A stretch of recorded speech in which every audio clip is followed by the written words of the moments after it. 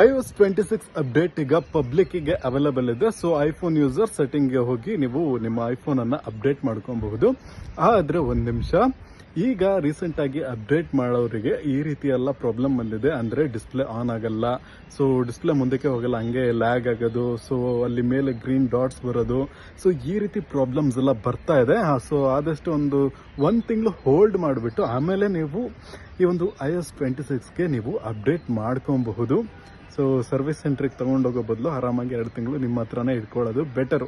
ಈ ಒಂದು ಅಪ್ಡೇಟಿಗೆಲ್ಲ ಯಾವುದೇ ಅಪ್ಡೇಟ್ ಬಂದರೂ 1-2 ತಿಂಗಳು ನೋಡಿಬಿಟ್ಟು ಅಪ್ಡೇಟ್ ಮಾಡೋದು ಬೆಸ್ಟ್. ಓಕೆ, ಇನ್ನೊಂದು ವಿಷಯ ಏನಪ್ಪಾ ಅಂತ ನೋಡೋದಾದ್ರೆ, ನೀವು ಒನ್ಸ್ iOS 26ಗೆ ಅಪ್ಡೇಟ್ ಮಾಡ್ಕೊಂಡ್ಬಿಟ್ರೆ ಮತ್ತೆ ತಿರ್ಗಾ ನಾರ್ಮಲ್ ವರ್ಷನ್ಗೆ ರೋಲ್ ಬ್ಯಾಕ್ ಮಾಡೋದು ಸ್ವಲ್ಪ ಕಷ್ಟ ಇರುತ್ತೆ. ಅಂದರೆ ಎಲ್ಲ ಡೇಟಾ ಎಲ್ಲ ಬ್ಯಾಕಪ್ ಮಾಡ್ಕೊಂಡ್ಬಿಟ್ಟು ಮತ್ತೆ ಹೊಸ ಆಪರೇಟಿಂಗ್ ಸಿಸ್ಟಮ್ ಫ್ಲಾಶ್ ಮಾಡಬೇಕಾಗತ್ತೆ.